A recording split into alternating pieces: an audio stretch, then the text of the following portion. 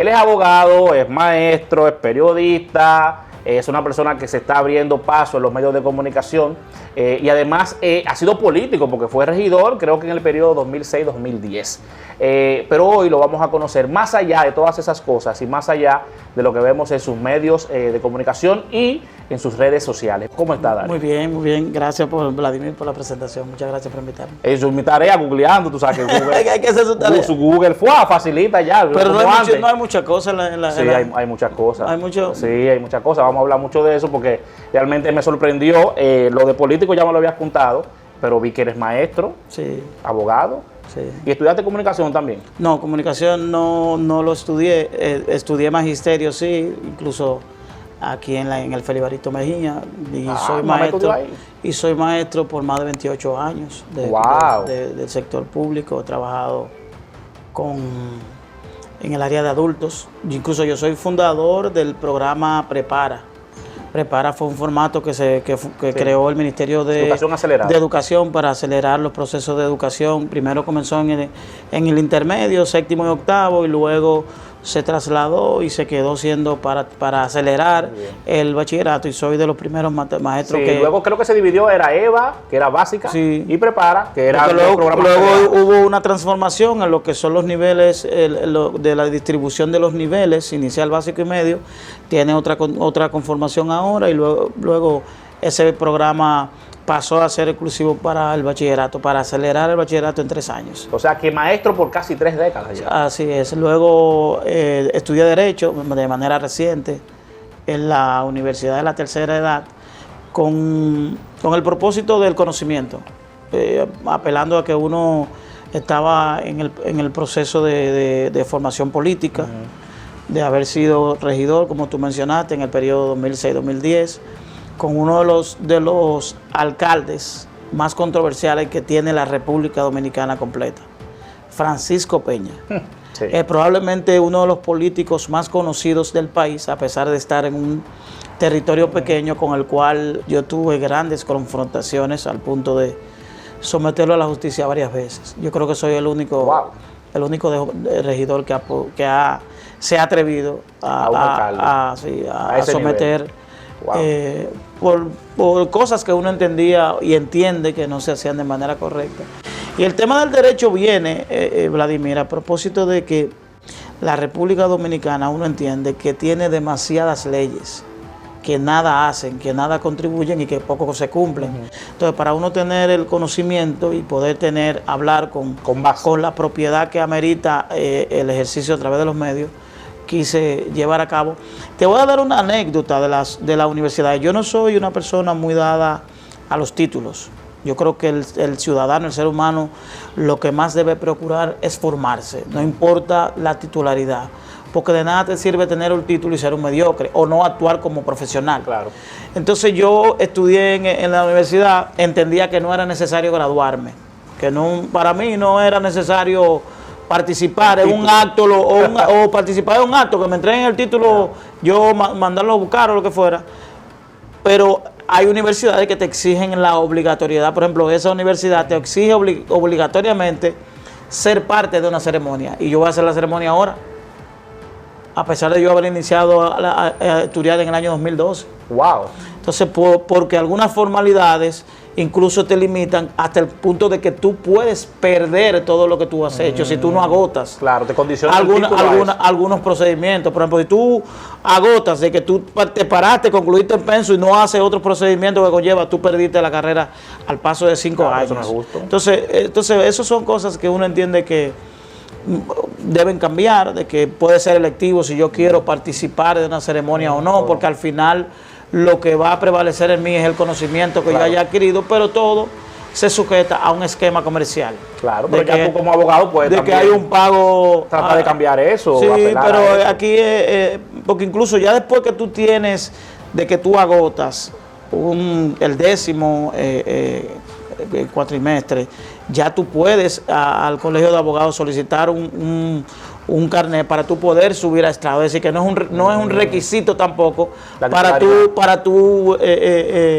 ejercer en calidad de poder ser de pasante o lo que fuera, porque al final es el uso que tú le vayas a dar. ¿Entiendes? Yo creo que eso Y nada, nos formamos en esa área, luego nos dedicamos a la comunicación por algunas condiciones, algunos hechos que han ocurrido, que nos han marcado en términos personales.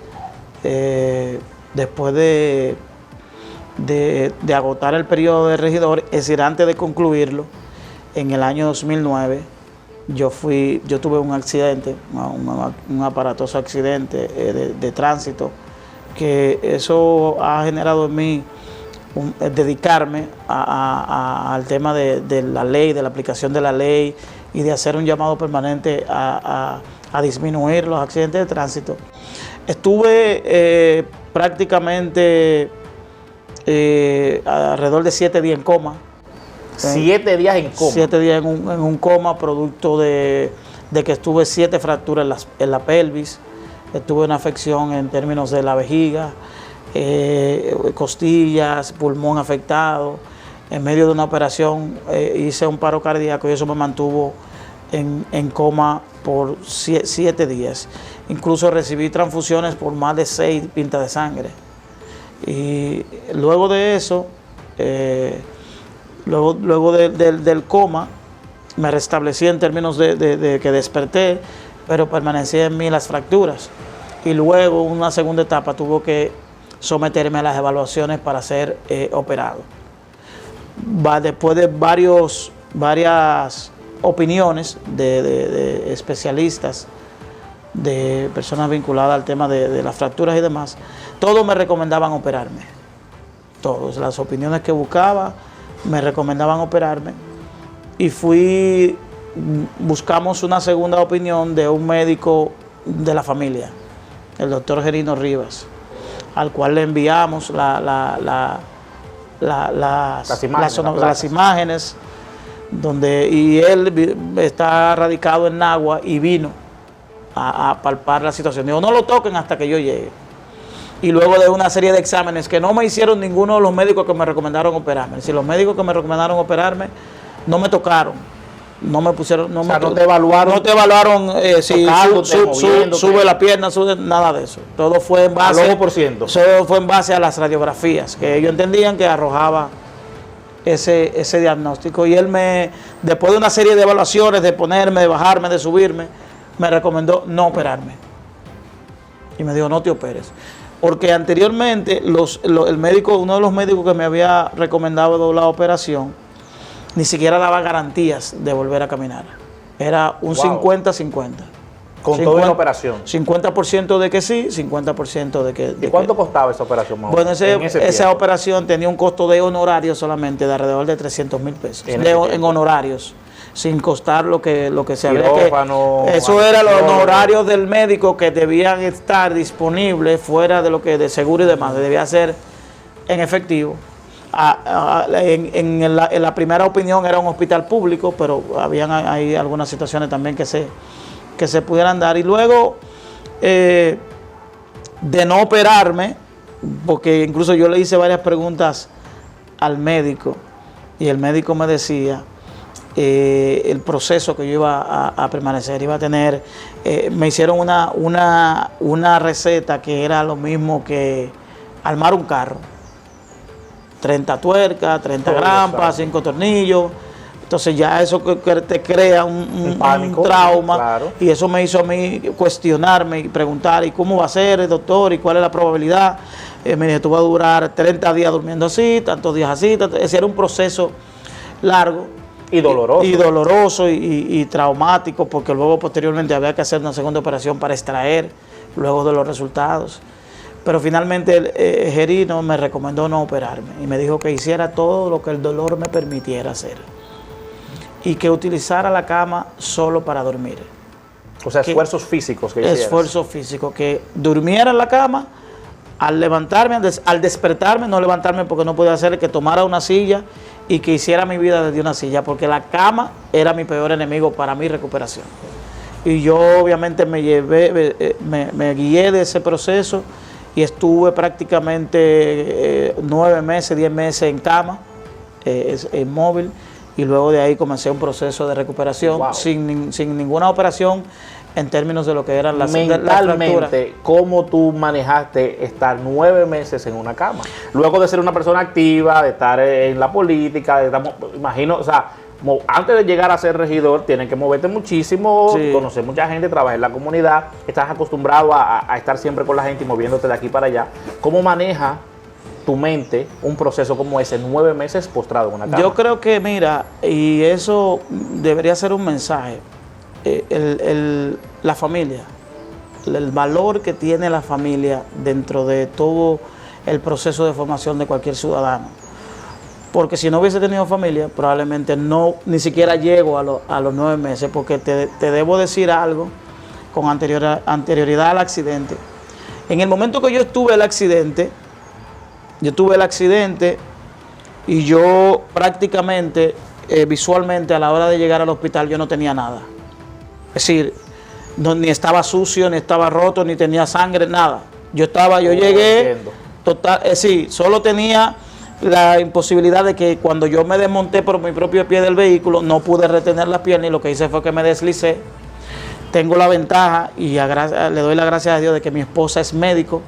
Mi esposa en ese momento estaba trabajando en uno de los hospitales, en el hospital en el cual me llevaron, que era el Marcelino Vélez, el hospital de Herrera.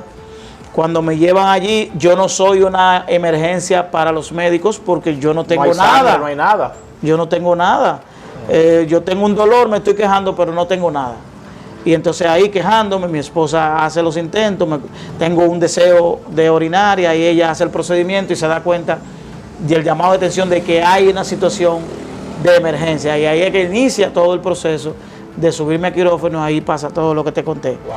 Entonces, en ese proceso, ya luego en casa, te decía que la familia, el tú tener un doliente, es fundamental para tu seguimiento y para todo, para tu resiliencia, para ver cómo tú te repones de las adversidades, porque las adversidades siempre van a estar. Va a depender de cómo tú las enfrentes y quién tú tienes a tu lado para que te impulse a seguir adelante. Y la gente, yo tengo la ventaja de que la comunidad donde me he desarrollado, que es Hermano Guayabo, he sido una persona muy querida, muy aceptada, y la gente se preocupa por mí al punto de que dentro de todo ese proceso me decían luego después, el accidente mío fue una Semana Santa y que eso generó como cierto luto en la zona, porque incluso llegó un momento de que a mí me habían anunciado por la radio de que había fallecido. Durante el accidente. Durante todo el proceso del coma, porque era un día a día, claro, de esperar de que no había posibilidad de que yo me levantara de todo ese proceso. Entonces todo eso generó una serie de movimientos religiosos. Yo te voy a dar una anécdota que yo nunca la he compartido en público. En el mismo instante que yo desperté del coma, el último recuerdo que yo tengo es una gran cantidad de personas llamándome y otra gran cantidad de personas diciéndome que no. No te puedo explicar más de ahí. Un grupo llamándote. El único recuerdo que tengo al momento de desperté, lo único que recuerdo de que estuve viviendo es que un grupo de personas sin rostros me están llamando, ven, y otro grupo diciéndome que no vaya. Wow. Nunca he dicho eso en público, incluso lo del accidente, que luego de pasar todo ese proceso, luego de yo recuperarme 9 meses después, yo voy a terapias a una clínica donde me atendió el segundo médico. Y cuando el médico me vio sentado en silla de ruedas, yo había ido a evaluarme en camilla, porque no podía hacer ningún movimiento. Y luego yo voy en silla de ruedas. O sea, ya has avanzado. Avanzado. Y yo trato de pararme y me paro sosteniéndome y el médico me ve y él prácticamente no me conoce, pero yo le hice la referencia y me dijo, se quedó en estado de shock y me dijo, lo tuyo no es médico, lo tuyo no es ciencia. Él solo utilizó esa palabra. Y yo creo en cierto modo de que obviamente Hay situaciones que se desarrollaron ahí en términos de la gran cantidad de gente que fue al hospital al punto de que el hospital tuvieron que cerrarlo por la gran cantidad de gente que iba cada día a orar y todo eso te lleva a ti a tener mayor valor por el tema de la familia, por el tema de la gente. Oye, el poder de la oración, hermano, porque yo me imagino que mucha gente dio rodilla por usted y eso también repercute en lo que pasó. Sí, entonces todo eso te llena de fortaleza. Hay otro evento que también marcó mucho mi vida. Yo hace unos años, en el año 2018, 24 de enero del 2018, no puedo nunca olvidar esa fecha, perdí a mi hijo mayor, mi único varón que tengo. Producto de, mi hijo era diabético desde los 4 años y tuvo una situación de neumonía en Estados Unidos, viví en Estados Unidos, estuvo por espacio de un mes ingresado y luego falleció. Y ahí fue algo que a todo ser humano le cambia totalmente. Wow, claro. ¿Qué edad tenía? 22. Wow, muy joven. Y es una parte que te lleva a hacer nuevas cosas y a... No, a ver, la vida de manera diferente, me imagino. Y por eso yo trato de siempre ser un ser humano diferente, de ver la vida con un objetivo siempre, y de entender que la vida es pasajera, y que lo importante va a ser el legado que uno deje como...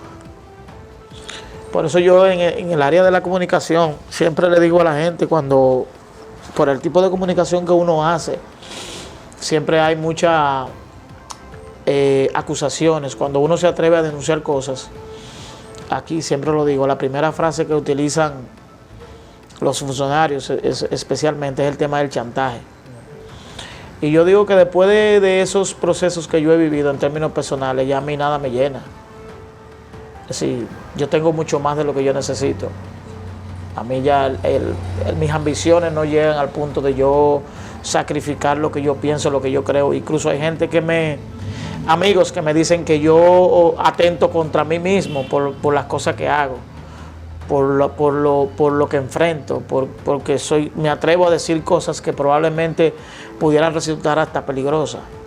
Y es porque ya uno, aunque uno tiene la necesidad de continuar, porque yo luego del accidente tengo 2 hijas más, tengo otra niña, tengo mi familia que me debe impulsar a mí, pero en términos personales no hay propósitos más allá, no hay propósitos de acumular. No hay propósito de tener 5 villas, de tener 10 pares de zapatos. El propósito mío dejó de ser ese.